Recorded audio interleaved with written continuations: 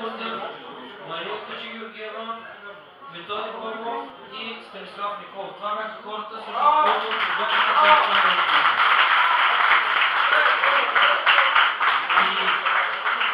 И специално искам да благодаря на Мария за аранжировката, за идеята с презентацията и изобщо за целият ни принос, който тази вечер ви го видяхте също. Браво!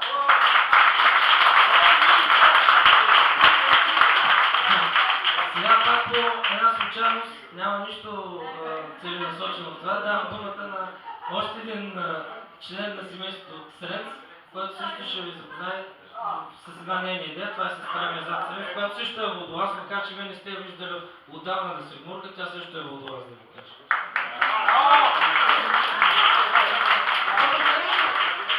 Добър вечер и в мен наистина малко много ви дойде фамилията Срец тази вечер.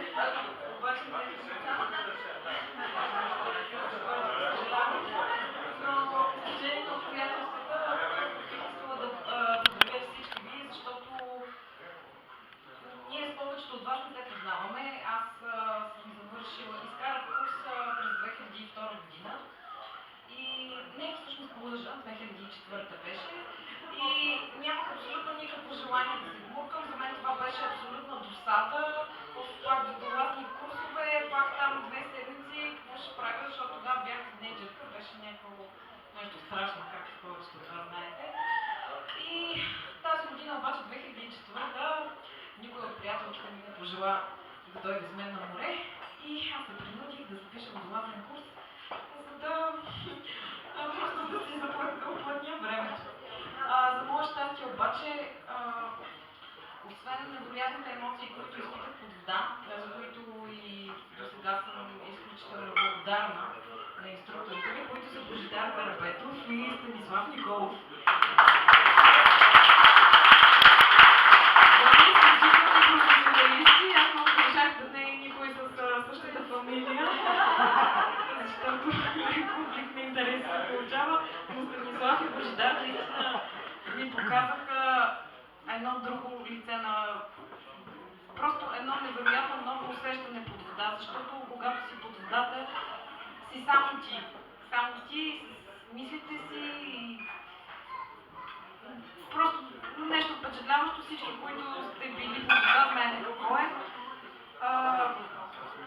Малко изневиделица ми даваха думата тази вечер. Бих искала да ви помоля, тук се роди, последната седмица се роди една идея да направим, да запомним тази вечер по един или друг начин. И тук отстрани има едно дърво. Всъщност това дърво е празно. Няма листа. Всъщност тук е малко запълнено вече, но това е тази нощ.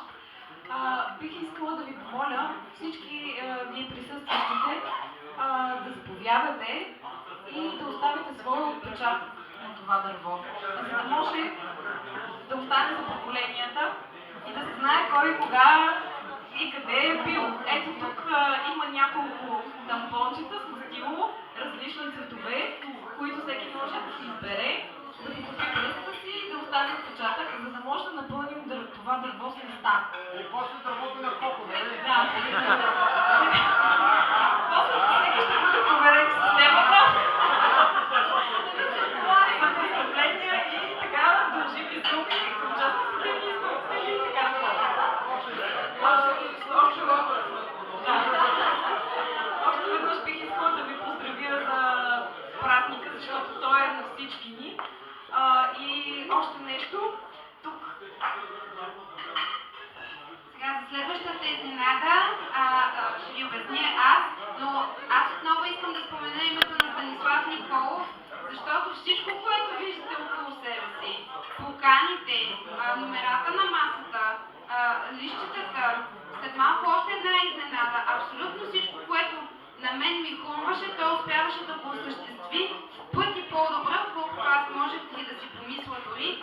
Аз ти му благодаря, той беше на 120%, 2 седмици подред. Между нас, Марианка, извинявай, имаше тайна кореспонденция между 10 и 11 вечерта в снимки, свързани с юбилея. Така че той е главният виновник, вие да се чувствате комфортно и всичко да изглежда така както е, в един тон, в един стил. Ето и това, което пак той измисли по моя идея. Казва се летописна книга, за да звучи по-тежко, но иначе идеята ни беше да е един споменник от тази вечер и следващите такива подобни събития може да си я носим с нас по лагери, може да си я носим с нас по други събития и сбирки. Важното е, когато, т.е. след малко, когато вече така се почувствате малко по-вдъхновени, да оставите своите спомени от тази вечер, нещо като пожелание на клуб Нептун, нещо свързано с вашите изживявания. Така че след, примерно, 5 години, когато отново се съберем, да можем да се върнем назад и да прочетем това, което ни е вълнувало към тази дата, 25 октомври 2014 година.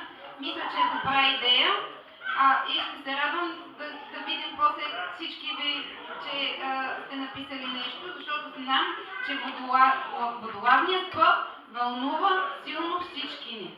И постоянно. Той не е само лятото, не е сезонен, целогодишен е. Много ви благодаря, че сте тук и че сме заедно.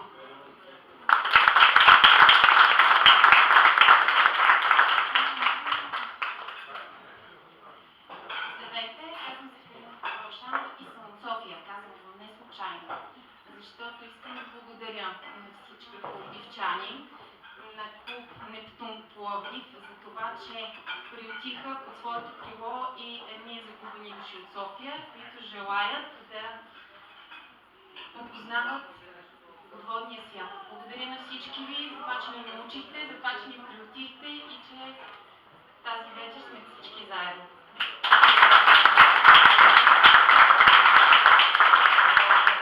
За тези от вас, които разгледат, това е един от представителите на Софийската секция.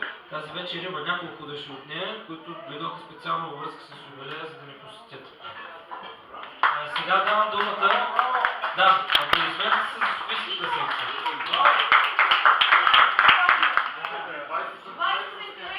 Да, прекусили са тежкия сняг и изобщо се стигнали тук при тежки зимни условия.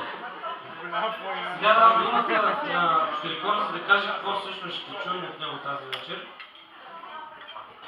Здравейте на всички, аз ще изпълня Бах хорална пиеса и Мендelssohn етюд. За тези от нас, които не знаят, това е може би в топ 5 на най-младите водолази, които са завършили в клуб Нептун. Още няма 14 години и вече завърши курс.